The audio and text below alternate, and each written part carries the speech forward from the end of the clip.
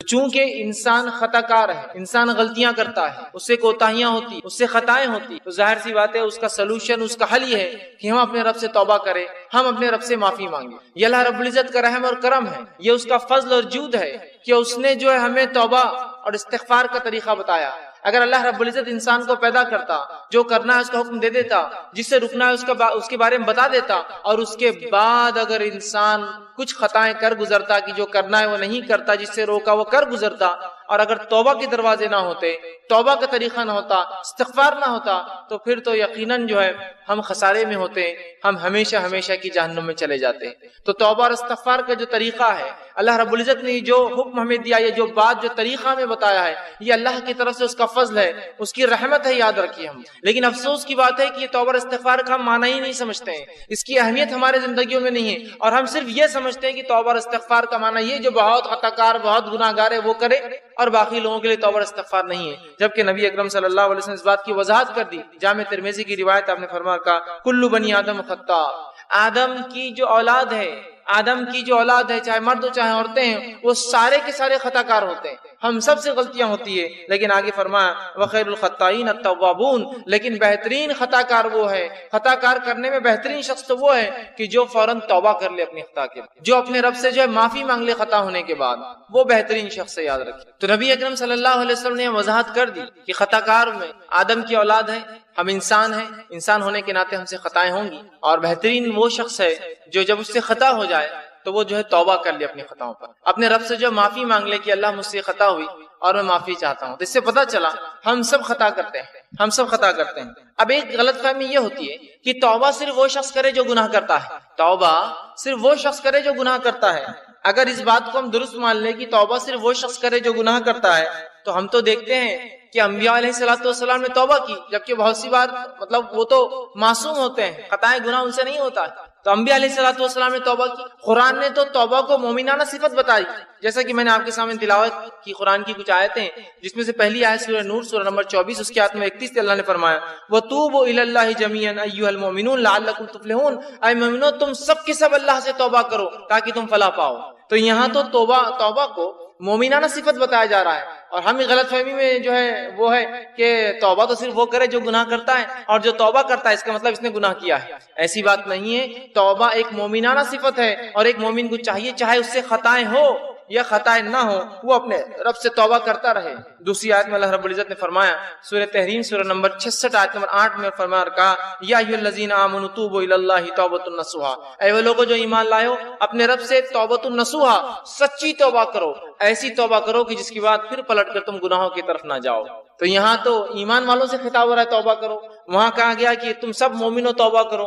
تو توبہ کرنا مومنانہ وصف اور صفت ہے، یاد رکھیے۔ توبہ کے لیے گناہ کرنا ضروری نہیں، یاد رکھیے، اور توبہ نہیں کرنا یہ شیطان کی صفت ہے، یاد رکھیے۔ وہ پورا تفصیلی واقعہ ہم جانتے ہیں کہ آدم علیہ السلام سے خطا ہوئی کہ اللہ رب العزت نے ایک جھاڑ کا جو پھل کھانے سے منع کیا، آپ وہاں چلے گئے اور وہ پھل کھا لیا، لیکن اس کے بعد فوراً آدم علیہ السلام کو پشیمانی ہوئی، آدم علیہ السلام سمجھ گئے ان سے کیا غلطی ہوئی اور اپنے رب سے معافی مانگ لی، اللہ رب العزت نے معاف کر دیا۔ وہیں شیطان، اس نے آدم علیہ السلام کو بہکایا، اللہ رب العزت نے اسے حکم دیا کہ آدم علیہ السلام کے جو ہے سامنے وہ جھکے، لیکن اس نے جھکنے سے انکار کیا، اور انکار کرنا یہ غلطی اس نے کی، لیکن غلطی کے بعد اپنی غلطی پہ اڑ گیا اور مختلف دلائل اللہ رب العزت کو دینے لگا کہ میں اس سے خیر ہوں، اس کو تو نے جو ہے مٹی سے اور مجھے آنکھ سے بنایا، دلائل دینے لگا، تکبر کیا۔ تو یاد رکھیے توبہ کرنا یہ مومنانہ وصف ہے، آدم علیہ السلام کی صفت ہے، اور تکبر کرنا گناہ کرنے کے بعد توبہ نہیں کرنا، استغفار نہیں کرنا، یہ شیطانی صفت ہے، یاد رکھیے۔ تو جو لوگ استغفار نہیں کرتے اور یہ سمجھتے ہیں صرف توبہ تو گناہگار لوگ کرتے ہیں، وہ در حقیقت شیطانی صفت ان کے اندر آ گئی ہے، اور وہ جو ہے تکبر کر رہے ہیں، وہ اڑ گئے اپنے گناہوں پہ، یاد رکھیے۔ تو اس بات کو سمجھنے کی ضرورت ہے کہ توبہ کرنا، استغفار کرنا یہ انبیاؤں کی صفت ہے، صلحاء نیکوکاروں کی صفت ہے، شہداؤں کی صفت ہے، اور یہ جو ہے اللہ کے نیک بندوں کی اور اللہ کے ولیوں کی صفت ہے، یاد رکھیے، جو اللہ کے دوست ہوتے ہیں۔ تو توبہ کے لیے گناہ ضروری نہیں ہے، بلکہ علماء لکھتے ہیں توبہ اس لیے بھی تو ہو سکتی ہے کہ گناہوں کے خیال سے اللہ ہمیں بچائے رکھے۔ توبہ تو اس کے لیے بھی ہو سکتی ہے کہ ہم جو گناہ کے خیالات لا رہے ہیں یا گناہ کی جو سوچ لا رہے ہیں اس سے بھی توبہ کر سکتے ہیں، اللہ ایسے خیالات بھی مجھ تک نہ آئے، اس لیے کہ سوچ کے بعد ہی انسان کسی چیز کے عمل کی طرف جاتا ہے۔ تو بہرحال توبہ ہمیں کرنا چاہیے، اور ہم کئی واقعات دیکھتے ہیں نبی اکرم صلی اللہ علیہ وسلم کے خود آپ اپنے بارے میں فرماتے ہیں، اور آپ کے تعلق سے حدیث میں آتا ہے، صحیح مسلم کی روایت ہے، ایک حدیث آپ کے سامنے میں نے پڑھی بھی، اور صحیح مسلم کی روایت میں تو یوں الفاظ ہے کہ آپ صلی اللہ علیہ وسلم دن بھر میں 70 سے زیادہ اور 100 مرتبہ، ایک روایت میں آتا ہے، توبہ کرتے تھے۔ 70 سے زیادہ اور 100 کے الفاظ بھی، ایک روایت میں 70 اور ایک میں 100 کے الفاظ ہیں کہ 70 سے زائد مرتبہ توبہ اور استغفار، 100 سے زائد مرتبہ آپ توبہ اور استغفار کرتے تھے۔ اب مجھے بتائیے، نبی اکرم صلی اللہ علیہ وسلم کیا روز گناہ کرتے تھے جو آپ توبہ استغفار کرتے تھے؟ نعوذ باللہ۔ لیکن یہ تو مومنانہ صفت ہے، آپ امت مسلمہ کو تعلیم اور تربیت دے رہے ہیں کہ تم مجھے دیکھو، میں نبی ہونے کے بعد توبہ کرتا ہوں، تو تمہارے لیے تو کتنا لازم ہے کہ تم توبہ اور استغفار کو کثرت، اس کو لازم پکڑو۔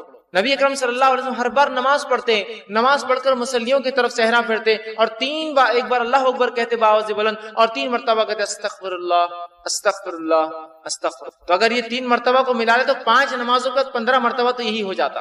آپ 70 سے زیادہ اور 100 مرتبہ کرتے ہیں، اسی لیے کچھ علماء کہتے ہیں کہ ہر نماز کے بعد کم از کم 20 مرتبہ استغفار کرنا چاہیے۔ یہ 3 تو سنتی ہے ذاتی، لیکن اگر 100 کرنا ہے، یاد نہیں ہوتے تو 20 ہر نماز کے بعد بھی یاد رکھ لے تو 100 ہو جاتے ہیں۔ تو 70 مرتبہ یا 100 مرتبہ توبہ اور استغفار کرتے ہیں، لیکن آج ہم نے توبہ اور استغفار نہ اس کا معنی سمجھتے ہیں، نہ اس کی اہمیت سمجھتے ہیں، اور نہ ہی اس کو ایک عبادت سمجھتے۔ توبہ اور استغفار کرنا بھی ایک عبادت ہے، یاد رکھیے، اس لیے کہ انبیاء علیہ الصلوۃ والسلام اللہ کے نیک بندے توبہ اور استغفار کرتے ہیں۔ توبہ کے لیے کوئی گناہ کرنا ہر بار ضروری نہیں، یاد رکھیے۔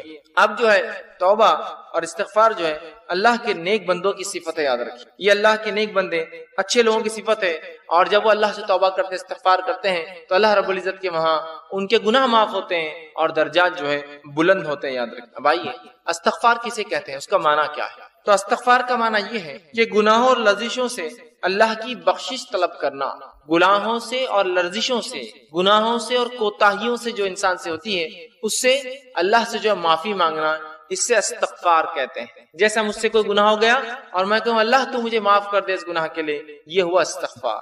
مجھ سے کوئی لرزش ہو گئی، میں اللہ سے دعا کرتا ہوں اللہ مجھے جو ہے فلاں لرزش کے لیے معاف کر دے، یہ ہوا استغفار۔ اور توبہ کا معنی ہوتا ہے عربی زبان میں رجوع کرنا، پلٹنا، واپس آنا۔ جیسا کوئی انسان کسی طرف نکل جائے اور پھر لوٹے، اس کو کہتے توبہ۔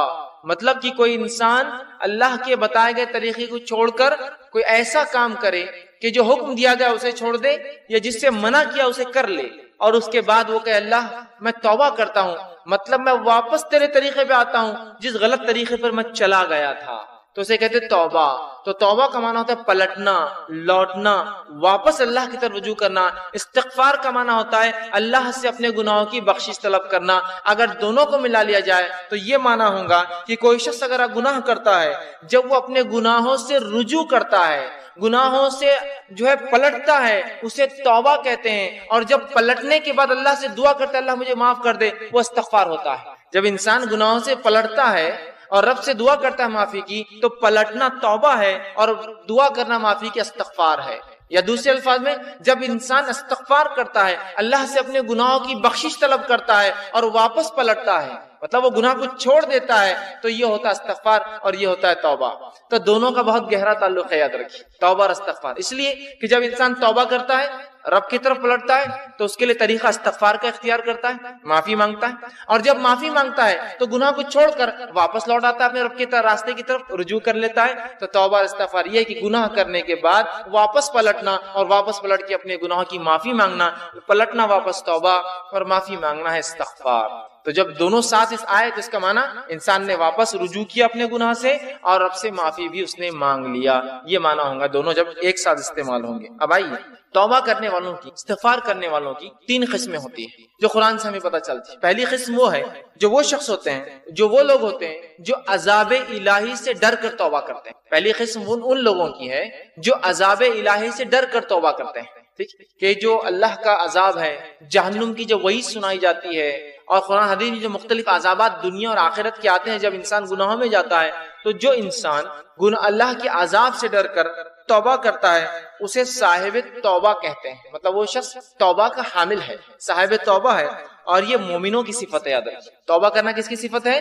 مومنوں کی صفت ہے۔ توبہ کرنا گنہگاروں کی صفت نہیں ہے۔ گناہگار تو گناہ پہ اڑ جاتا ہے، اس کو اسی لیے تو گناہگار کہا جاتا ہے۔ مومن گناہوں پہ اڑتا نہیں، توبہ کرتا ہے، اس لیے تو مومن کہلاتا ہے۔ تو توبہ مومنوں کی صفت ہے، یاد رکھیے۔ اور پہلا وہ شخص ہے، توبہ کی جو پہلی قسم ہے کہ انسان اللہ سے توبہ کرے گناہوں اور عذاب کے ڈر سے کہ اللہ عذاب دینے والا ہے، اور یہ مومنانہ صفت ہے. اس کے تعلق سے سورہ نور اللہ نے فرما رکھا وَتُوبُوا إِلَى اللَّهِ جَمِيعًا أَيُّهَا الْمُؤْمِنُونَ، اے مومنو تم سب کے سب اللہ سے توبہ کرو. تو یہاں پتہ چلا توبہ کس کی صفت ہے؟ مومنوں کی صفت ہے کہ جو اللہ کے عذاب سے ڈر کر توبہ کرتے ہیں. دوسری صفت ہے توبہ کی. دوسرے لوگ وہ ہے جو توبہ کرتے ہیں. توبہ کی دوسری قسم وہ ہے وہ لوگ ہیں جو ثواب اور لالچ کے لیے توبہ کرتے ہیں کہ توبہ کرنے سے ثواب ملے گا، ہے نا، اور وہ ثواب کی لالچ اور حرص میں توبہ کرتے ہیں. اور یہ صفت صالحین اور اللہ کے جو ولی ہوتے ہیں، نیک صفت لوگ ہوتے ہیں، ان کی صفت ہے. یہ توبہ گناہ کی بنیاد پر، یہ اللہ کے عذاب سے ڈر کر نہیں کرتے ہیں. یہ توبہ اس لیے کرتے ہیں کہ ان کو لالچ ہوتی ہے کہ توبہ کرنے کی وجہ سے اللہ ہمارے درجات کو بلند کریں گا، اللہ اس کا اجر دیں گا نا، چونکہ انسان توبہ کر رہا ہے کنٹینیو، تو وہ لالچ میں توبہ کرتے ہیں. اور یہ صفت جو ہوتی ہے یہ اللہ کے مقرب بندوں کی، صالحین کی اور اللہ کے ولی صفت لوگوں کی ہوتی ہے. اور اللہ رب العزت نے سورہ قاف سورہ نمبر 50 کی آیت نمبر 33 سے فرما رکھا وجاء بقلب منیب. اور ایسے لوگوں کو یاد رکھیے جو ہے انابت کہتے ہیں. اور اللہ نے کہا وجاء بقلب منیب، اور جو رجوع کرنے والا دل لے کر آئے.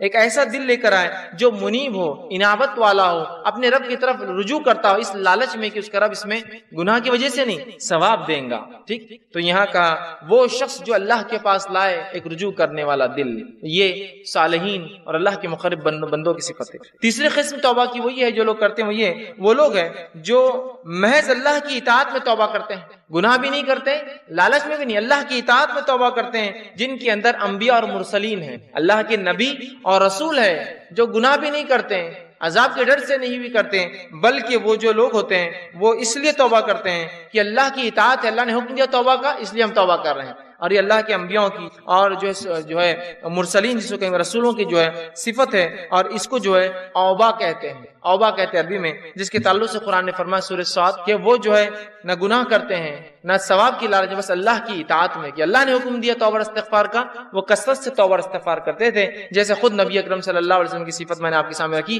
آپ 70 سے زائد یا 100 مرتبہ تک ہر روز جو ہے توبہ کرتے تھے. اب آئیے توبہ اور استغفار جو ہے ہم کوشش کریں کہ جو ہے ہم اپنے اوپر جو ہے لازم کر لے، یاد رکھیں. اور توبہ اور استغفار جو ہے دو شکلوں کے اندر ہم پر لازم آتا، واجب آتا ہے. دیکھیے، اطاعت میں توبہ کرنا، فرما برداری میں توبہ کرنا، ثواب کی لالچ سے توبہ کرنا، یہ تو اچھی بات ہے. لیکن دو مقامات ایسے ہوتے ہیں جہاں توبہ اور استغفار کرنا واجب ہے، ضروری ہو جاتا ہے.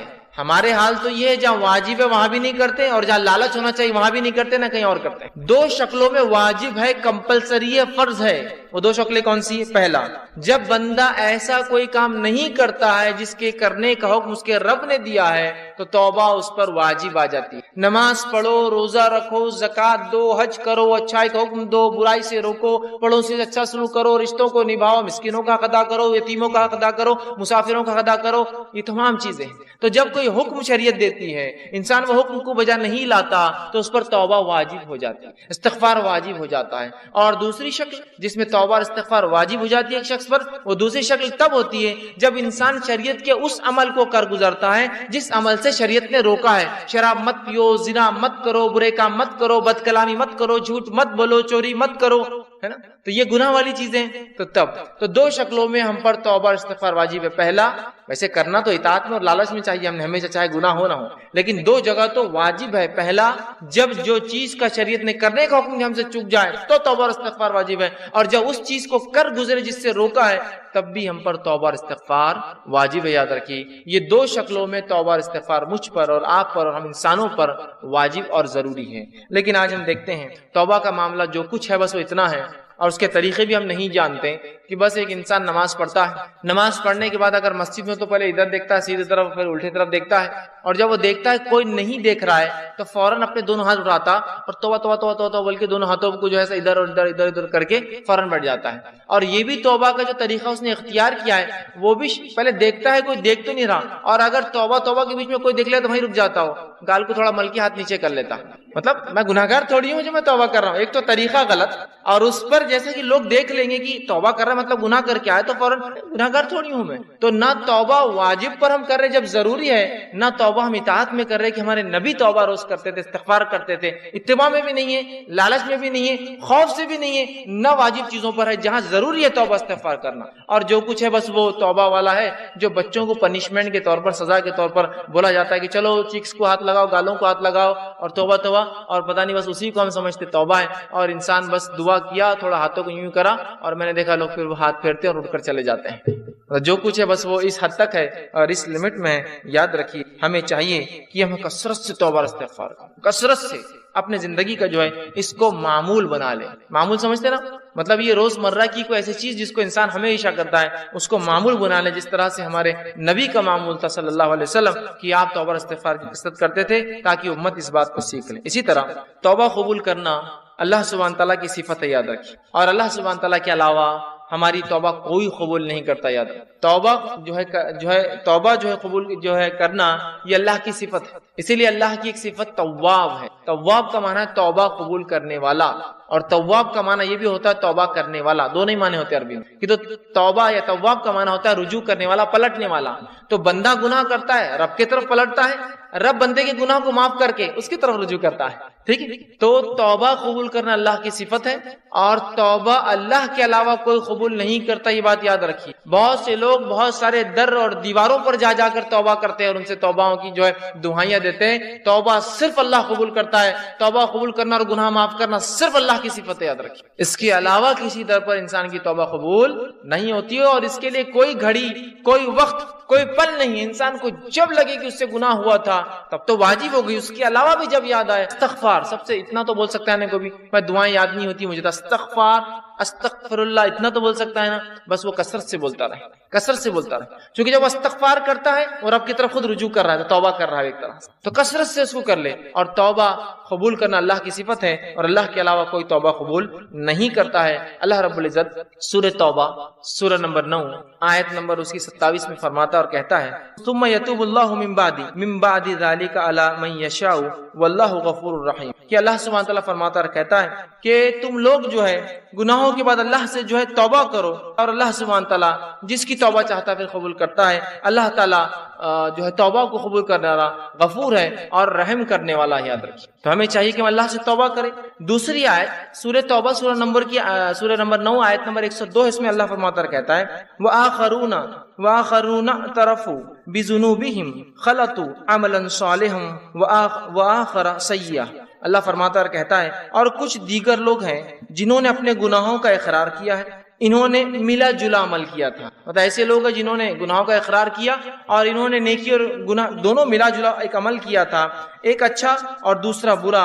امید ہے کہ اللہ ان کی توبہ قبول فرمائے گا، یقین اللہ بہت بخشنے والا اور رحم کرنے والا ہے۔ تو جب انسان سے کوئی عمل ہوتا ہے جس میں اچھائی اور برائی انسان دونوں کرتا ہے، نیکی اور بدی دونوں کرتا ہے، تو رب کی طرف وہ رجوع کرے، رب سے وہ توبہ کرے، اور رب انشاءاللہ عزیز اللہ کو ہم توبہ قبول کرنے والا اور معاف کرنے والا ضرور پائیں گے۔ اسی طرح سے سورہ توبہ سورہ نمبر 9 کی آیت میں 104 میں اللہ نے فرمایا اور کہا الم یعلم ان اللہ هو يقبل التوبة عن عباده ويأخذ الصدقات وان اللہ هو التواب الرحیم، کہ اللہ سبحانہ وتعالی فرماتا علم یعلم، کہ اس بات کا تم علم حاصل کر لو، اس بات کو تم جان لو کہ وہ اللہ ہی ہے جو تمہاری توباؤں کو قبول کرتا ہے اور تم سے صدقات کو قبول کرتا ہے، اور اللہ تعالیٰ بہت توبہ قبول کرنے والا اور بہت رحم کرنے والا ہے۔ تو اللہ ہی جو توبہ قبول کرتا ہے، اللہ ہی ہمارے صدقات کو قبول کرتا ہے، اور اللہ توبہ قبول کرنے والا اور اپنے بندوں پر رحم کرنے والا ہے، یاد رکھیں۔ اسی طرح ہم دیکھتے ہیں توبہ اور استغفار اتنی اہم چیز ہے کہ انبیاء علیہ السلام نے اپنی قوموں کو توبہ اور استغفار کی دعوت دی۔ اندازہ لگائیے کیا اہمیت ہے اس توبہ اور استغفار کی، کہ انبیاء علیہ السلام نے اپنی قوموں کو توبہ اور استغفار کی دعوت دی۔ آئیے کچھ نبیوں کی دعوت آپ کے سامنے رکھتا ہوں۔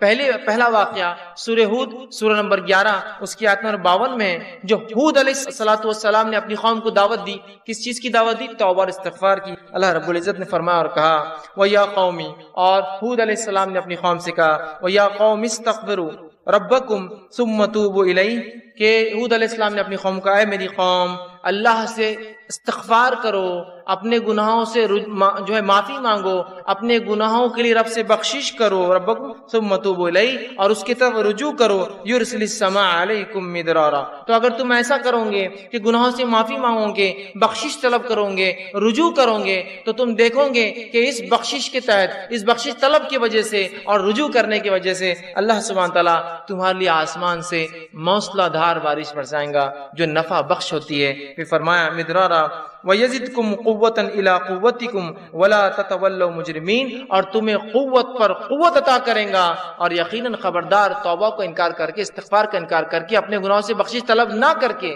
مجرموں میں شامل نہ ہو جانا۔ تو یہاں ہود علیہ السلام اپنی قوم کو دعوت دے رہے ہیں، اور قوم کو دعوت دے کر بتا رہے ہیں توبہ کے بارے میں، اور کہہ رہے ہیں اے میری قوم توبہ کرو، استغفار کرو، رب کی طرف رجوع کرو، تو تم پاؤں گے کہ تمہیں اللہ رب العزت آسمان سے بارش برسائیں گا اور قوت میں اضافہ دیں گا، تمہاری زیادتی کر دیں گا، تم پہ قوت پر قوت عطا فرمائیں گا، اور جو ہے اگر ایسا نہ کیا تو تم مجرم بن جاؤ گے، ایک مجرم قوم میں شامل ہو جاؤ گے۔ تو یہاں ہود علیہ السلام اپنی قوم کو دعوت دے رہے ہیں، توبہ کی دعوت دے رہے ہیں، استغفار کی دعوت دے رہے ہیں، اور توبہ اور استغفار نہ کرنے سے مجرم بننے کے بارے میں جو ہے بتا رہے ہیں۔ اسی طرح ہم دیکھتے ہیں سورہ ہود ہی میں سورہ نمبر 11 آیت نمبر 61 میں صالح علیہ السلام کی دعوت کا تذکرہ قرآن نے کیا۔ آپ کی دعوت کے بارے میں قرآن کہتا ہے اور بتاتا ہے، جو سورہ ہود سورہ نمبر 11 آیت نمبر 61 میں اللہ نے فرمایا وَأَنشَأَكُم مِّنَ الْأَرْضِ وَاسْتَعْمَرَكُم فِيهَا وَاسْتَغْفِرُوا ثُمَّ تُوبُوا إِلَيْهِ۔ اللہ رب العزت فرماتا ہے صالح علیہ السلام اپنی قوم کو دعوت دے رہے، کہہ رہے هُوَ أَنشَأَكُم مِّنَ الْأَرْضِ،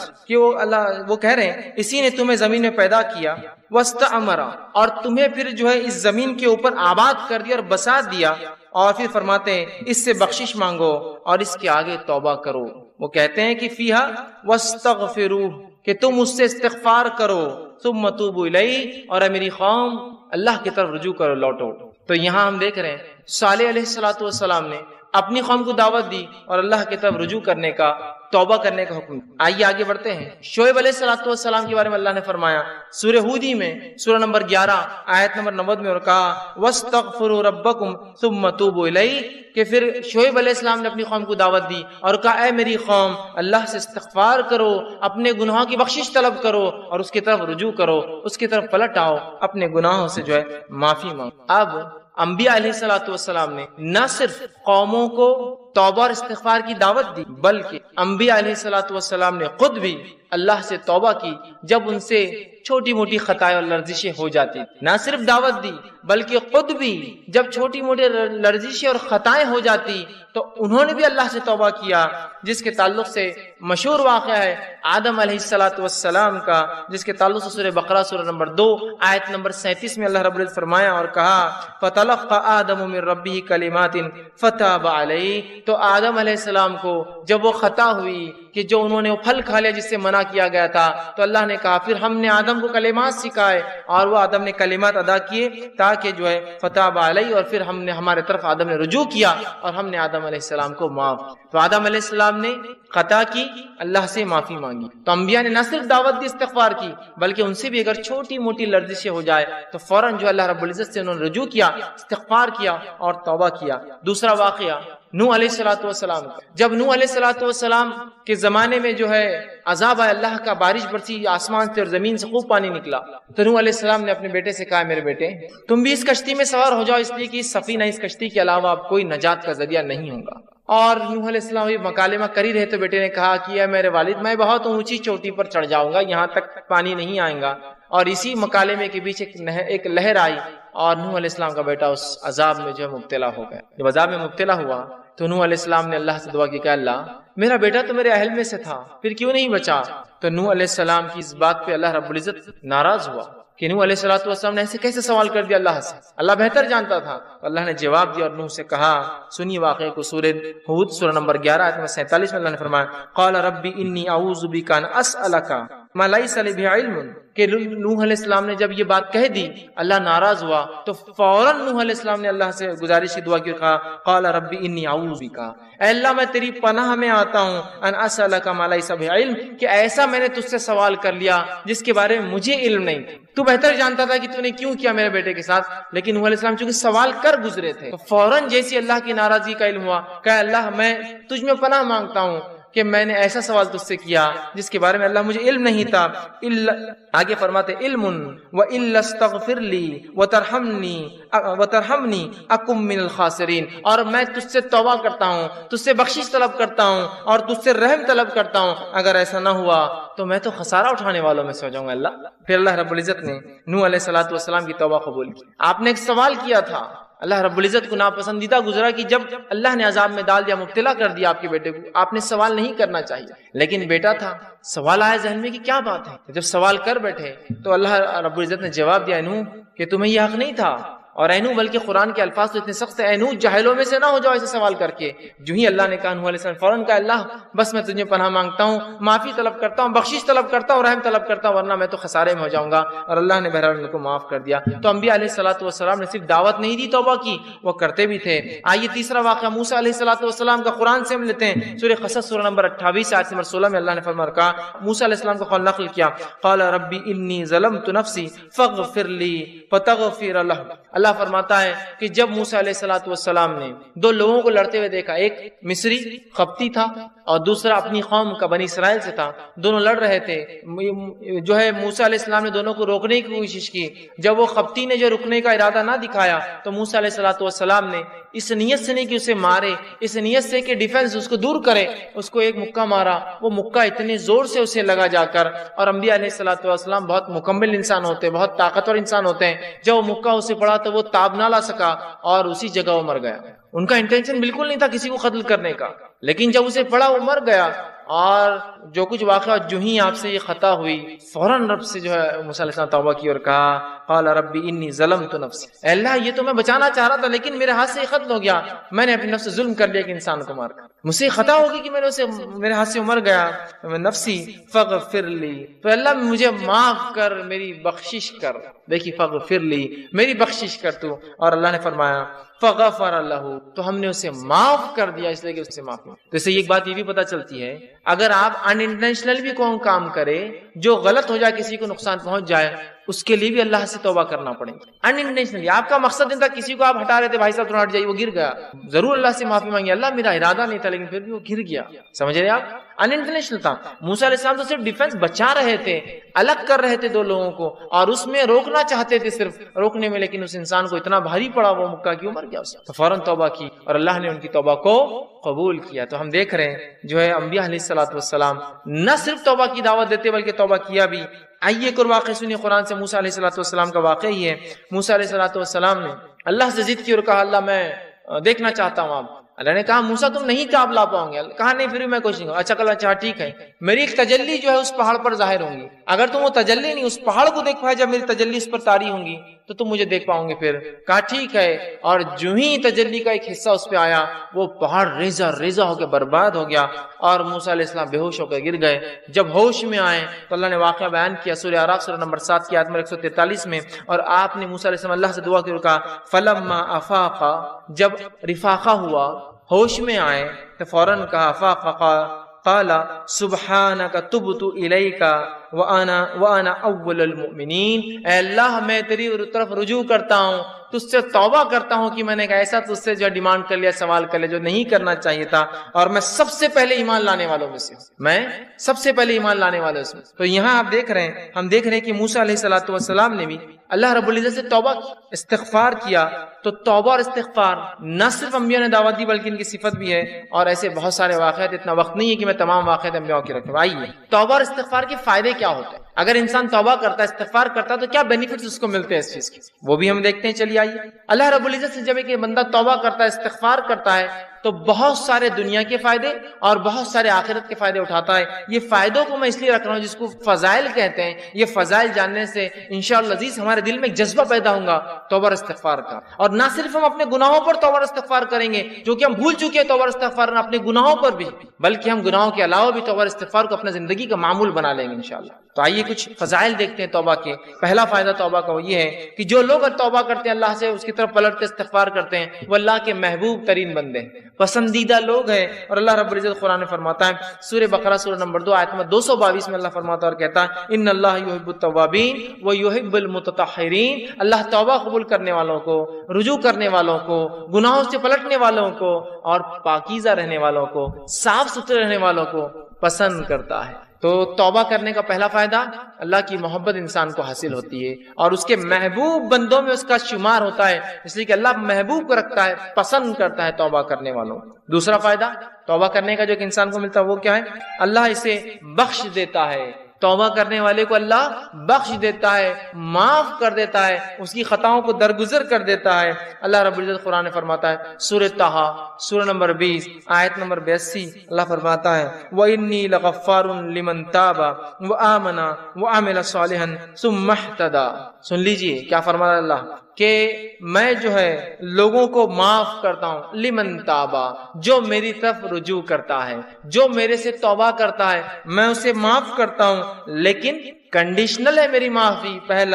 پہلی شرط معافی کے لیے وہ آمنا، وہ ایمان والا ہو، وہ عمل صالحا، اور پھر نیک کام کرے توبہ کرنے کے بعد۔ اس کا ہرگز معلوم مطلب یہ نہیں کہ توبہ کر لیا مطلب نیا اکاؤنٹ کھولنے کی اجازت مل گئی مجھے اب گناہ کرنے کی۔ توبہ کرتا ہے ایمان والا انسان اور پھر نیک کام کرتا ہے تو اللہ رب العزت فرماتا ہے وَإِنِّي لَغَفَّارٌ لِمَن تَابَ، کہ ان لوگوں کی میں توبہ قبول کرتا ہوں جو مجھ سے توبہ کرتے ہیں اور انہیں معاف کر دیتا ہوں، اور پھر وہ ایمان لائے اور نیک عمل پھر کرتے رہے اور اس معاملے پہ جم جائے، اس معاملے پر بڑھ جائے۔ تیسرا فائدہ، چوتھا فائدہ اور پانچواں فائدہ، چونکہ ایک ہی حدیث میں آتا ہے اس لیے میں ایک ساتھ رکھوں گا۔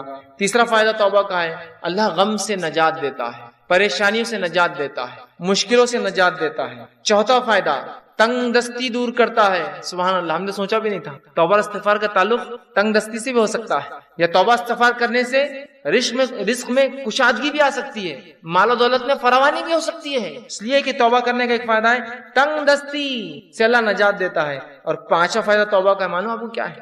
ایسی جگہ سے روزی دیتا ہے جہاں سے سوچا بھی نہیں ہوگا۔ تنگ دستی بھی دور ہوتی ہے، غم بھی دور ہوتے ہیں، اور ایسی جگہ سے روزی ملتی ہے، روزی سمجھتے ہیں نا آپ، رزق ملتا ہے جہاں سے سوچا بھی نہیں ہوگا، گمان بھی نہیں کیا ہوگا، فہم میں بھی نہیں لایا ہوگا اس نے۔ آئیے حدیث اس طرح سے ابو داؤد کی روایت ہے، تینوں فائدے ایک ہی حدیث میں آتے ہیں۔ پہلا، جو شخص استغفار کو لازم پکڑ لیتا ہے، استغفار کو اپنے نفس سے لازم کر لیتا ہے، پکڑتا ہے، تو اللہ تعالیٰ اس کے لیے ہر غم سے نجات کا راستہ نکالتا ہے۔ ہر غم، سمجھتے ہیں آج کون سا نا جو انسان ہے جو غم زدہ نہیں ہے، پریشان حال نہیں ہے؟ بتائیے مجھے، وہ کہہ سکتا ہے کہ مکمل طور 100% خوش ہوں؟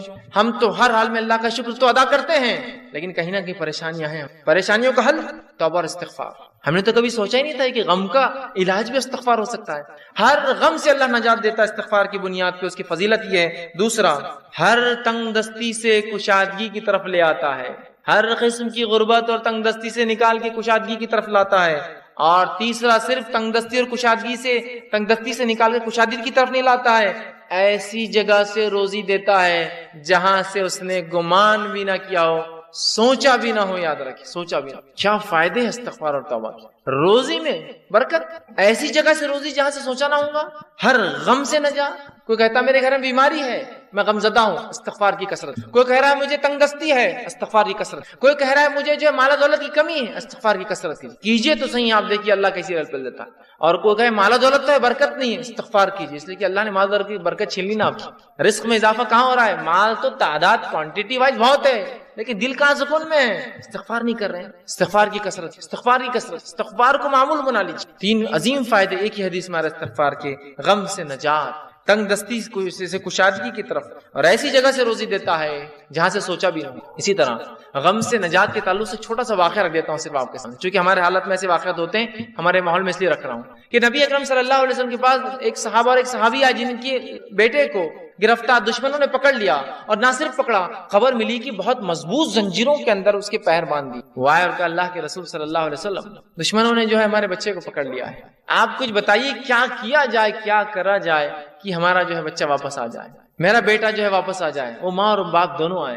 اللہ کے رسول صلی اللہ علیہ وسلم نے کہا استغفار کی کثرت، استغفار کرو۔ وہ کہتے ہیں کہ وہ دونوں گھر گئے، استغفار کی خوب کثرت۔ اور ان کے بیٹے کہتے ہیں کہ جب میں بیڑیوں میں جکڑا تھا، اچانک ایسا ہوا کہ میری پیروں کی دونوں بیڑیاں ٹوٹ گئی، اچانک رات میں دونوں بیڑیاں ٹوٹ۔ جب بیڑیاں ٹوٹ گئی تو میں پریشان ہو گئی، یہ کیا ہوا؟ لوہے کی زنجیریں تھی وہ بیڑیاں بولتے لوہے کی موٹی موٹی زنجیروں میں جب قیدی کو قید کیا جاتا ہے جو آسانی سے نہیں ٹوٹتی، یاد رکھیے، ٹوٹ گئی۔ میں پریشان ہوا اور ایک اونٹ میں نے پکڑا، وہ ایک اونٹنی میں نے لی، اس پر سوار ہوا اور بھاگنے لگا۔ جب میں اس اونٹنی پر بیٹھ کر بھاگنے لگا تو سارے اونٹ باڑے کے نکل کے میرے پیچھے بھاگنے لگے۔ اب چونکہ مجھے تو جان بچانے تھی، میں نکل گیا اور پورے اونٹ بھی پیچھے بھاگنے لگے۔ اور اس کے بعد وہ اپنے گھر آئے، والدین خوش ہو اٹھے، والدین سے ملاقات کی اور اللہ کے رسول کے پاس اس بچے کو لے گا کہ اللہ کے رسول ہمارا بیٹا گھر واپس آ گیا ہے، استغفار کی برکت دیکھی، بچہ واپس آ گیا، ہر غم تھا نا بیٹے کے گمنے کا، اللہ نجات دے دی، بیٹا واپس دے دیا۔ پھر کہا اللہ کے رسول اب یہ اونٹوں کا کیا کریں، چونکہ بھاگنے کے لیے میں نے دشمن کی اونٹنی لے لی تھی نا، جان بچانے کے لیے جو اونٹنی لی گئی تھی ان کی نہیں تھی، دشمن کی تھی، اور کہا وہ ایک نہیں، وہ اونٹنی کی وجہ سے کئی اونٹ پیچھے آ گئے میرے۔ تو اللہ کے رسول نے کہا یہ رزق ہے جو اللہ نے تمہیں دیا بغیر سوچے کہ، مطلب ایسی جگہ سے دیا جو تم استعمال کرو ان اونٹنیوں کو اور ان اونٹوں کو، اور ان کو سارے اونٹ دے دیے۔ دیکھیے نا، ایک تو نجات ملی استغفار سے، اور دوسرا رزق بھی مل گیا جہاں سے سوچا بھی نہیں تھا، دشمن کا رزق، مطلب دشمن کے پاس کی چیز گھر آ گئی اپنی۔ کتنے فائدے نا استغفار کے۔ آئیے استغفار کے اور فائدے سمجھیں۔ چھٹا، ساتواں، آٹھواں، نواں فائدہ ایک ہی آیت کے اندر آتا ہے، اس لیے 4 فائدے رکھ رہا ہوں۔ چھٹا فائدہ، بہترین اللہ موسلا دار بارش برساتا ہے استغفار کی کثرت سے۔ اسی طرح مال میں اضافہ کرتا ہے اللہ جو ہے استغفار کی کثرت سے اور توبہ کی کثرت سے۔ اولاد میں ترقی دیتا ہے اللہ استغفار اور توبہ کی کثرت سے، اور باغات اور نہریں نکال دیتا ہے، رزق کے ذریعے بنا دیتا ہے استغفار کی کثرت سے۔ اللہ رب العزت نے سورہ نوح سورہ نمبر 71 آیت نمبر 10، 11 اور 12 میں فرمایا اور کہا، نوح علیہ السلام نے اپنی قوم کو دعوت دی، اور دعوت دیتے وقت وہ انہیں کیا کہہ رہے سنیے، وہ کہتے ہیں قُلْتُ اسْتَغْفِرُوا رَبَّكُمْ إِنَّهُ كَانَ غَفَّارًا، اے میری قوم اپنے رب سے استغفار کرو اپنے گناہوں کے لیے، تم شرک جیسی برے جرم میں جو ہے پھنسے ہوئے ہو، اپنے رب سے معافی مانگو جو ہے إِنَّهُ كَانَ غَفَّارًا، تمہارا رب ہمارا رب ضرور ہمیں معاف کرے گا اس گناہ کے لیے بھی اور تمام چیزوں کے لیے۔ يُرْسِلِ السَّمَاءَ عَلَيْكُمْ مِدْرَارًا، اور جب تم توبہ کرو گے تو آسمان سے موسلا دھار بارش برسائیں گا جو نفع بخش ہوتی ہے، نقصان دہ نہیں ہوتی۔ يُرْسِلِ السَّمَاءَ عَلَيْكُمْ مِدْرَارًا، کس وجہ سے؟ ایمان لانے کے بعد اگر استغفار کرو گے تو آسمان سے بہترین موسلادھار بارش برسائیں گا۔ پھر فرمایا وَيُمْدِدْكُمْ بِأَمْوَالٍ وَبَنِينَ، اور تمہیں مال میں، دیکھیے مال کا سیدھا لفظ ہے، رزق کا لفظ ہے، رزق میں مال اولاد سب آتا ہے۔ وَيُمْدِدْ، تمہیں بڑھاوا دیں گا، مالٍ وَبَنِينَ، مال میں، روپیے اور پیسے میں، اور لڑکوں میں اضافہ کریں گا تمہارے، ہے نا۔ انسان کیا چاہتا ہے اپنے لیے؟ تو کہا تم چاہتے ہو نا رب سے اولاد اور لڑکے، تو اس میں اضافہ کریں گا تمہارے۔ جو لوگ بے اولاد ہو استغفار کی کثرت، بارش نہیں ہو رہی ہے استغفار کی کثرت، چونکہ نوح علیہ السلام کہہ رہے ایمان کے بعد استغفار کرو گے تو بارش برسائیں گا، مال و دولت میں اضافہ کریں گا، اولاد عطا فرمائیں گا تمہیں، ٹھیک۔ پھر فرمایا وَيَجْعَلْ لَكُمْ جَنَّاتٍ وَيَجْعَلْ لَكُمْ أَنْهَارًا، اور تمہارے لیے بہترین باغات میسر کر دیں گا، اور صرف باغات نہیں بہترین نہریں جاری کر دیں گا کہ نہ صرف کھیتی ہو، پانی والی کھیتی تمہیں عطا فرمائے۔ 4 فائدے دیکھیں استغفار کے کیسے ایک ہی ساتھ آ رہے ہیں۔ بارش کا بہترین برسنا، دوسرا فائدہ ہم دیکھ رہے ہیں اس کے اندر وہ یہ ہے کہ مال میں اضافہ، اولاد میں اضافہ، اور کھیتی باڑی اور نہروں کے اندر اضافہ اللہ تعالیٰ کر دیتا ہے۔ 10واں فائدہ استغفار کا وہ یہ ہے انسان کا دل سیاہ کالا ہونے سے بچ جاتا ہے۔ نبی اکرم صلی اللہ علیہ وسلم فرماتے ہیں، مستدرک حاکم کی روایت آپ نے فرمایا، بندہ جب گناہ کرتا ہے تو اس کے دل پر ایک کالا سیاہ داغ پڑ جاتا ہے، ایک سپاٹ آ جاتا ہے۔ اگر وہ استغفار کر لیتا ہے تو سپاٹ مٹا دیا جاتا ہے، وائپ آؤٹ کر دیا جاتا ہے، صاف کر دیا جاتا ہے۔ لیکن اگر وہ توبہ اور استغفار نہیں کرتا تو داغ بڑھتا جاتا ہے، بڑھتا جاتا ہے، بڑھتا جاتا ہے، حتیٰ کہ اس کا پورا دل کالا ہو جاتا ہے۔ تو اگر انسان توبہ استغفار کرتا ہے تو دل صاف ہو جاتا ہے، وہ دھبا دل سے نکل جاتا ہے جو گناہ کی وجہ سے لگ جاتا ہے دلوں کے اوپر۔ لیکن آج گناہ کرنے کے بعد بھی ہم کہاں رجوع کرتے ہیں، استغفار کرتے ہیں، ہے نا۔ اسی لیے کہا جاتا ہے ہمارے دل تو آج کالے ہو چکے ہیں، اس لیے کہ ہمارے اعمال کالے ہیں۔ استغفار کرنے سے دھبا مٹتا چلا جاتا ہے، گناہ ہوئے استغفار کیجیے، توبہ کیجیے، دھبا مٹ جائیں گے، تو دل کالے ہونے سے بچ جاتا ہے۔ اور جب استغفار کرتا ہے تو دل چمکا دیا جاتا ہے، صاف کر دیا جاتا ہے۔ اسی طرح 11واں فائدہ توبہ اور استغفار کا وہ یہ ہے کہ توبہ اور استغفار سے کتنا ہی گناہ، بڑا گناہ کیوں نہ اللہ معاف کر دیتا ہے۔ توبہ اور استغفار جب انسان کرتا ہے نا، کتنا ہی بڑا گناہ آپ نے اور ہم نے کیوں نہ کیا ہو، اللہ معاف کر، کتنا ہی بڑا۔ اور سب سے بڑا دنیا میں گناہ کون سا ہے؟ اللہ کے ساتھ شرک کرنا۔ اگر شرک کرنے والا بھی توبہ کرے سچی، تو سچی توبہ کے بعد اللہ اس کے شرک کو بھی معاف کر دیتا ہے، زنا کو بھی معاف کر دیتا ہے، کفر کو بھی معاف کر دیتا ہے، نفاق کو بھی معاف کر دیتا ہے، ہر قسم کے گناہ کو معاف کر دیتا ہے۔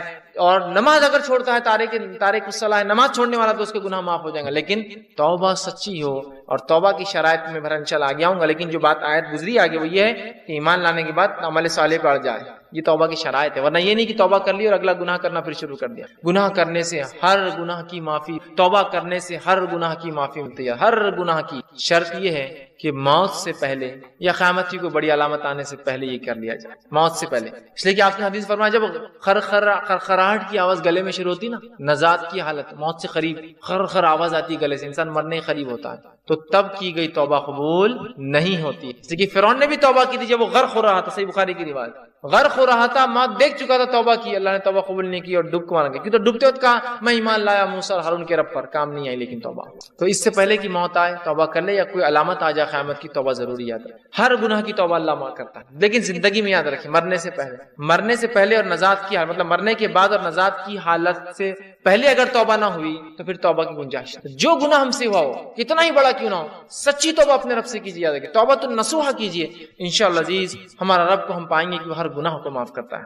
آئیے 12واں فائدہ، سچی توبہ کرنے سے ایک ایسا عظیم فائدہ ہے. سنیے، سچی توبہ کرنے سے اللہ گناہوں کو بھی نیکی میں تبدیل کر دیتا ہے. سبحان اللہ. ایسا کہیں ہوتا ہے کسی کا آپ نے نقصان کیا، نقصان کرنے کے بعد معافی مانگی اور اس نے اتنے نقصان کے بدلے آپ کو کچھ عطا کر دیا. ہوتا یہ کہ معافی دے دے تو بڑی بات ہے، نہیں تو چیز بھر کی بھی دینا پڑتی، معافی مانگنا پڑتی، زندگی بھر کی دشمنی بھی رہتی. باقی گناہوں کو نیکی میں تبدیل کرنے اگر توبہ سچی ہو تو نبی اکرم صلی اللہ علیہ وسلم کے پاس ایک ایسا قبیلہ آیا عرب کا جو لوٹ مار کرتا تھا، راستوں مسافروں کو لوٹتا تھا اور وہی ان کے انکم کا ذریعہ تھا. خون خرابہ، قتل، غارت گری، شرک اور کفر اور لوٹ مار. وائے کہ اللہ کے رسول، کیا ہماری توبہ ہے؟ اللہ ہم اگر توبہ کرنا چاہتے ہیں کہ ہماری توبہ ہے جو اتنے گناہ ہم زندگی میں کر چکے ہیں؟ اور آج کون سا ایسا انسان ہے دنیا میں جو معافی نہیں چاہتا اپنے گناہوں کے لیے؟ راستہ یہ ہے معافی کا، راستہ یہ ہے معافی. ہر انسان چاہتا ہے اسے گناہ معاف ہو، ہر انسان ریپینٹ کرنا چاہتا ہے، توبہ کرنا چاہتا ہے، استغفار کرنا چاہتا ہے اپنے رب. یہ ہے طریقہ توبہ. تو کہا ہماری کوئی توبہ ہے؟ اللہ رب العزت نے ایک پوری طویل آیت نازل کی کہ وہ لوگ جو کفر کرتے ہیں، قتل کرتے ہیں، ٹھیک ہے، اور جو ہے اسی میں جو ہے کفر اور شرک اور قتل و غارت گری میں ان کی موت آ جاتی ہے، تو اللہ ان سے عذاب کو نہیں ہٹائیں گا. لیکن آگے فرمایا جو کہ جو ہے آیت اس طرح سے اللہ فرماتا ہے الا من تاب وعمل عملا صالحا فاولئک یبدل اللہ سیئاتہم حسنات وکان اللہ غفورا رحیما. اللہ نے فرمایا الا من تابا، ان گناہوں کے بعد اگر کوئی توبہ کر لے، شرک کیا تھا، قتل کیا تھا، جو کچھ کیا تھا، اگر توبہ کر لے، وہ آمنا، اور پہلی شرط ایمان لائے، اور الحمدللہ ہم تو مسلمان ہیں تو ایمان والے ہم ہیں ہی. اس کے بعد دوسری شرط وہ عمل عملا صالحا، اور اس کے بعد نیک کام شروع کر دے، عمل صالحا فاولئک، تو اللہ پھر اس عمل کے بدلے کہ ایمان والا ہے، سچی توبہ کیا، اولئک یبدل اللہ سیئاتہم، تو اللہ بدل دیں گا ان کے گناہوں کو حسنات، نیکیوں کے اندر. سبحان اللہ. اور آگے فرمایا وکان اللہ غفور الرحیم، اور اللہ تعالیٰ تو معاف کرنے والا اور رحم کرنے والا ہے. تو گناہ بھی نیکی میں تبدیل ہو سکتے ہیں اگر سچی توبہ انسان کی. اسی طرح ابن ماجہ کی روایت ہے، آپ صلی اللہ علیہ وسلم فرماتے کہتے ہیں اگر تم اس قدر گناہ کرو کہ تمہارے گناہ آسمان تک پہنچ جائے. لیکن ان حدیثوں کو بالکل رائٹ کانٹیکسٹ میں لیجیے، بالکل صحیح معنوں میں لیجیے. یہ حدیث دلیل نہیں ہے گناہ کرنے کی، جو ہو جاتے اس کی معافی کی دلیل ہے. یاد رکھیں رائٹ کانٹیکسٹ. تو اللہ کے رسول فرماتے ہیں کہ اگر تمہارے گناہ آسمانوں تک بھی اگر چھوں گے، ٹھیک، اگر تم اس قدر گناہ کرو کہ تمہارے گناہ آسمانوں تک پہنچ جائیں گے، پھر تم توبہ کر لو تو اللہ تمہاری توبہ کو قبول کریں گا. اگر کسی انسان نے ایسے بھی گناہ کیے ہو جو آسمانوں تک چھو رہے جا کر، لیکن وہ اللہ کی ذات سے ان گناہوں پہ کبھی نا امید نہ ہو، یاد رکھیں، بلکہ اگر سچی توبہ کرتا ہے تو انشاءاللہ عزیز اپنے رب کو وہ توبہ قبول کرنے والا اور معاف کرنے والا ضرور پائیں گا. لیکن توبہ سچی ہو، اس کے شرائط کے ساتھ. یاد رکھیں. چلیے آئیے آگے. 13واں فائدہ جو ہم توبہ کا فائدہ اٹھاتے ہیں اور جو ہے استغفار کا، آدمی سچی توبہ کی وجہ سے جنت کا مستحق بن جاتا ہے. سچی توبہ کی وجہ سے جنت کا مستحق بن جاتا ہے. اللہ رب العزت نے سورۃ تحریم سورہ نمبر 66 آیت نمبر 8 میں فرمایا یا ایھا الذین آمنوا توبوا الی اللہ توبۃ نصوحا، اے وہ لوگوں جو ایمان لائے ہو اللہ سے سچی توبہ کرو، سچا رجوع کرو، سچے ڈھنگ سے اس کی طرف پلٹو اور گناہوں سے اپنی معافی مانگو. تو نصوحا عسى ربکم ان یکفر عنکم سیئاتکم، تو ہو سکتا ہے تمہارا رب پھر تم سے تمہارے گناہوں کی مغفرت کر دے، اس کا کفارہ کر دے، اسے معاف کر دے. سیئاتکم ویدخلکم جنات تجری من تحتها الانہار، اور تمہیں ایسی جنتوں میں داخل کر دے جس کے نیچے ندیاں نہریں بہتی. توبہ کرنے کا فائدہ، انسان جنت کا مستحق بن جاتا ہے. 14واں اور آخری فائدہ جو آج میں رکھوں گا توبہ کا وہ یہ ہے جب انسان سچی توبہ کرتا ہے، سچے طور سے ندامت ہوتا ہے، توبہ کرتا ہے، تو جو ہے اللہ رب العزت جو ہے اس سے خوش ہوتا ہے. انسان جب توبہ کرتا ہے تو اللہ خوش ہوتا ہے، ناراض نہیں ہوتا. ہاں ناراض تو ان سے ہوتا ہے جو گناہ کرے اور اڑ جائے اس پر، لیکن جو توبہ کرتے ہیں اللہ خوش ہوتا ہے. حدیث کے الفاظ اس طرح سے جو توبہ کے بارے میں نبی اکرم صلی اللہ علیہ وسلم فرماتے ہیں کہ اللہ خوش ہوتا ہے، اور حدیث اس طرح سے جو صحیح بخاری کی روایت ہے، آپ صلی اللہ علیہ وسلم فرماتے ہیں کہ اللہ اپنے بندے کی توبہ پر ایسا خوش ہوتا ہے، جب بندہ توبہ کرتا اللہ ایسا خوش ہوتا ہے جیسے کہ ایک شخص سفر پر نکلا ہو، مسافر ہو، سفر کر کے چل جا رہا ہو، اور ایک جگہ اپنے اونٹ کو باندھے اور لیٹ جائے ریگستان کے بیچ میں، اور جب وہ جاگے تو اس کا اونٹ چلا جائے، وہ تھوڑا نکل کر ڈھونڈتا ہے اپنے اونٹ کو، اس کا اونٹ اسے نظر نہیں آتا، تو پھر وہ واپس آتا ہے اور سوچتا ہے کہ اب ریگستان میں گھوم کے مرنے سے اچھا ہے جہاں لیٹا تھا اس چھوٹے درخت کے نیچے لیٹ جاؤں تو مجھے موت آ جائے، کیونکہ اب ریگستان میں اونٹ گھومنا مطلب موت ہے اور کوئی راستہ نہیں۔ وہ آ کر لیٹ جاتا ہے، اور جب لیٹ جاتا ہے تھوڑی دیر بعد دیکھتا ہے تو اس کا اونٹ پورے مال کے ساتھ جوں کا تو کھڑا ہے۔ ایک تو ریگستان، اس پر اکیلا مسافر، اور اس پر اونٹ کا واپس آنا، یہ بہت تعجب کی بات ہے۔ جو لوگ عرب ہیں وہ جانتے ہیں، جو لوگ اونٹ پالتے ہیں وہ جانتے ہیں اونٹ کبھی زندگی میں پالتو نہیں ہوتا۔ اس لیے حدیث میں آپ نے فرمایا قرآن جو شخص حفظ کرتا ہے اسے پکڑ کر رکھے، اس لیے کہ قرآن کا حفظ ایسے ذہن سے نکلتا ہے جیسے اونٹ مالک سے نکل کر بھاگ جاتا ہے۔ ایک اونٹ کو آپ 100 سال پالیے، 100 سال بعد رسی ایک بار کھلی چھوڑیے، ایسے بھاگے گا کہ کبھی واپس لوٹ کر نہیں آئے گا، لیکن اس کا اونٹ واپس مال کے ساتھ آ جاتا ہے۔ اس لیے بڑی خوشی کی بات کر، اور وہ خوشی سے جھوم اٹھتا ہے اور کہتا ہے خوشی میں، اے اللہ میں تیرا رب اور تو میرا